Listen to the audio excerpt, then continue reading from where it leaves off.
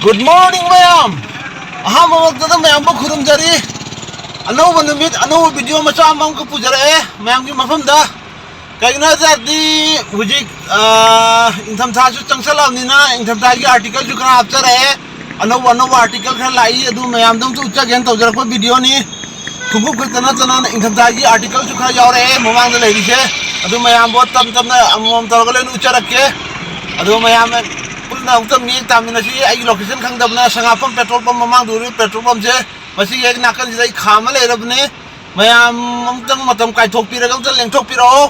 इंथम Tagi article मयाम you're half jacket आई मयाम दु चरागे मी तामिना रसी मयाम अहाम ममक त खुबुपि आर्टिकल सिंजाम ति इंगमिना सी मयाम तो मी तामिना सी सिदो रे खुबुपि आर्टिकल मयाम लेरे मैम सपोर्ट तौबी तब तब नसी खुंगुप जिकेट मथंग मथंग सूम तब गमजरनी मैम सपोर्ट याम तौबीरई मैम नुसीब कमेंट याम सपोर्ट तब कमेंट मैम पीबीरई मैम रिक्वेस्ट है वो सपोर्ट तब कौबीनु अनौब नसी खत थेंगनबो होरगना वीडियो से सब्सक्राइब तौसनबियो कईनोदी अनौब की वीडियो सूम अपडेट तौजरपनी मैम बो रिक्वेस्ट है वो मैम नुसीबीदना लाइक तौबीरम मधु लाइक मचा तौबीरम चाव कहीं चाव सपोर्ट फंगी कनागुम शूज की आर्टिकल से डिटेलली एंगनिंग तारगना ममांग वीडियो मैम यावरिबनी शूज की मैम चंसनबीर एंगनी सोंद लेरे अनौब आर्टिकल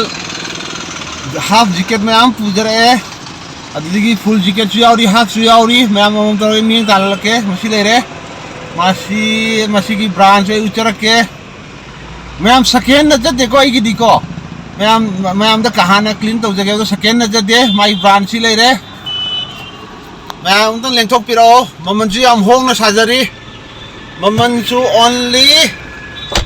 ओनली 950 पम जैकेट निको मैम ब्रांडी मैम उबीरमनी पम जैकेट नि मचू अनी अहुम लेगनी मसी के आर्टिकल दा मसी के आइटम जिदा मचू अहुम लाकनी अदो अहुम दुमक्ति यानद्रे मचू अनी खक्तने यानथोइसे गाड़ी मनुंग ददुम थम्मी मयामक यानथोपसु नुंगाइतेना अदो मयामतन लेंथोपिरो मयाम सपोर्ट तौबोय नंतन लेंथोपिरो हाफ जैकेट मयाम योसले मसीना कॉटन की निको में कॉटन हाफ जैकेट याम फजबने अथाबदुने सीनियर अखोगी सीनियर कांगू की मसीना सीनियर ने पाम्बा वाइट हाफ जैकेट सिदा मचू लेरे नेक्स्ट मचू सी लेरे मनुंग फुल फार दुनिको फुल फार यावबा केप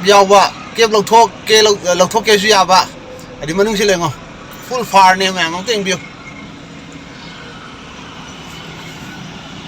कस्टमर सु लाए मैम वारो यादे कस्टमर से अंजरगा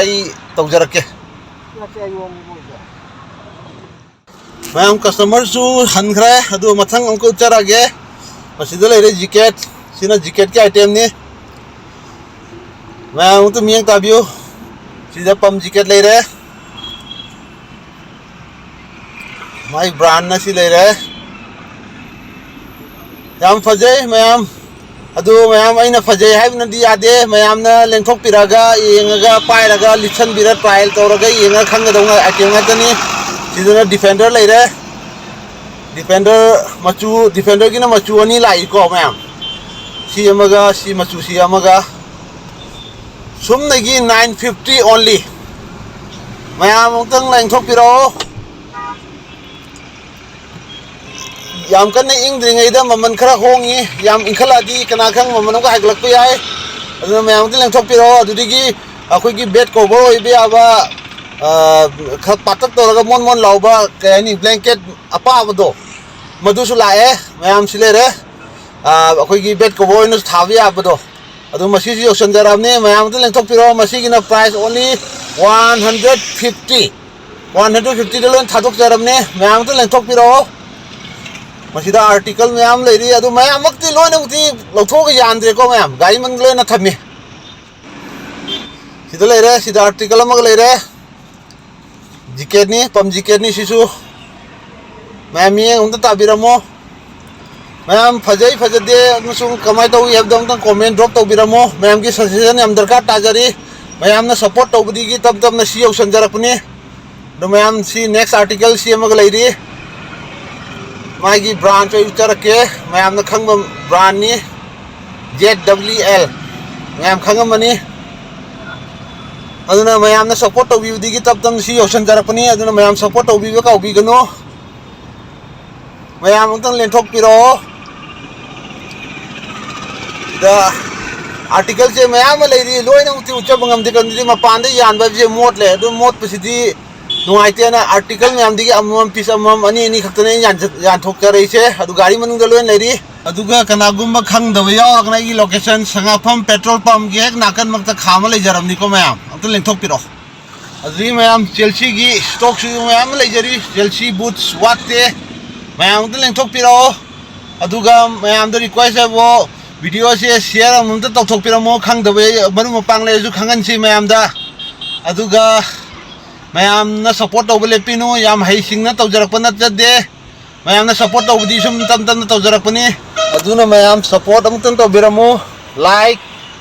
सब्सक्राइब अमुक शेयर अमतन तौथोपीरमो नसीगी ओइनदी मतांगसिदा वीडियो से लोइसनजरगे कईगुम ngang बसकपदा कईगुम असोय अंगाम यावखसु मैम अमतन गाथोपियु अरोइब ओइना मैम खुरुमजरी।